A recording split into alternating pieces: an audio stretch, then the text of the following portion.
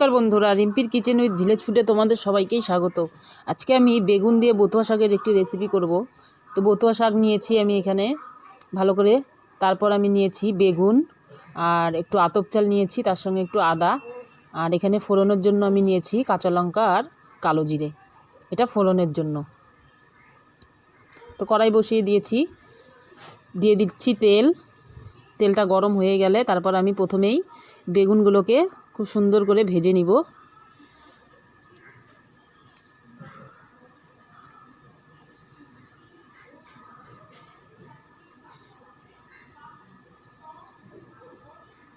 তেলটা গরম হয়ে গেছে, দিয়ে দিচ্ছি কাঁচা লঙ্কা, দুটো কাঁচা লঙ্কা, তারপর দিয়ে দিচ্ছি কালো জিরে। এরপর আমি বেগুনগুলোকে দিয়ে দিব।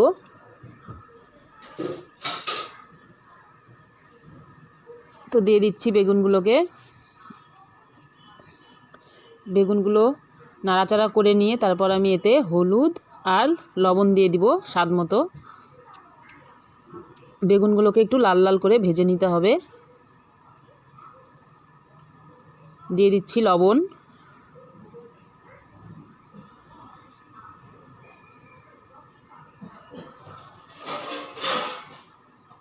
হলুদ গুঁড়ো। এরপর নাড়াচাড়া করে হালকা আঁচে ভেজে নিব।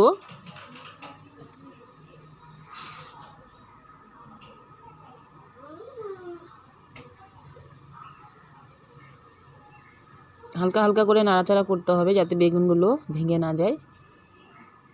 তো বেগুনগুলো ভাজা হয়েই গেছে প্রায়। এরপর আমি উপর থেকে শাকগুলোকে দিয়ে দিচ্ছি।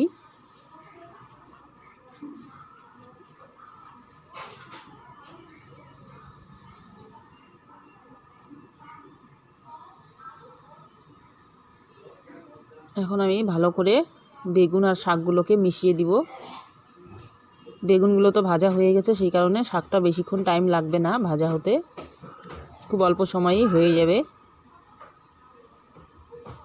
এভাবে করে ভালো করে মিশিয়ে একটু ঢাকা দিয়ে দিতে হবে, তাহলে তাড়াতাড়ি হয়ে যাবে। আর শাকটাকে ঢাকা দিয়ে রান্না করাই ভালো, তাহলে শাকের পুষ্টিটা যে আছে শাকের মধ্যে থেকে যায়।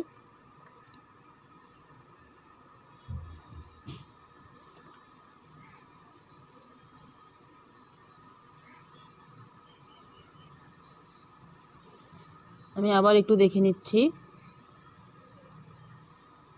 সেদ্ধ হয়ে গেছে। এরপরে যেটা আমি এই আতপ চাল আর আদার যে পেস্টটা আছে সেটা করে দিয়ে দিব, তাহলে খুব সুন্দর একটা গন্ধ হবে। যতক্ষণ না এই জলটা শুকিয়ে যায়, জলটা শুকিয়ে যাবে তারপর আমি পেস্টটা দিয়ে দিব।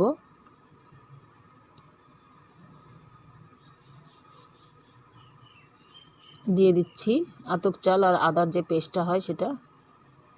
তো এটা দেওয়ার পরে কী হবে, একটু আঠা আঠা হয়ে যাবে আর খেতেও খুব ভালো লাগে। ভালো করে মিশিয়ে নিতে হবে আর খুব তাড়াতাড়ি নাড়তে হবে, না হলে কিন্তু লেগে লেগে যাবে।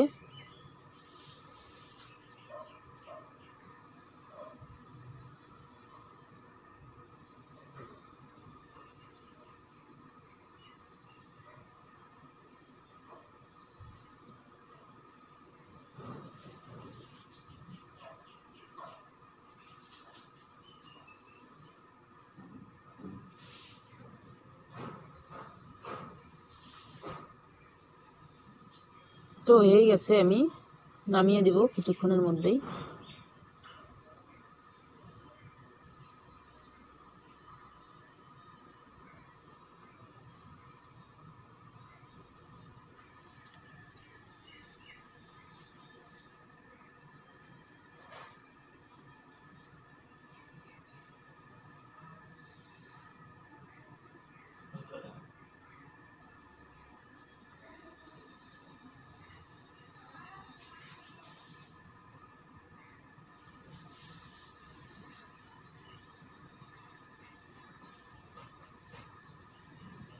এই দেখো হয়ে গেছে আমার বেগুন দিয়ে বতুয়া শাকের রেসিপিটা।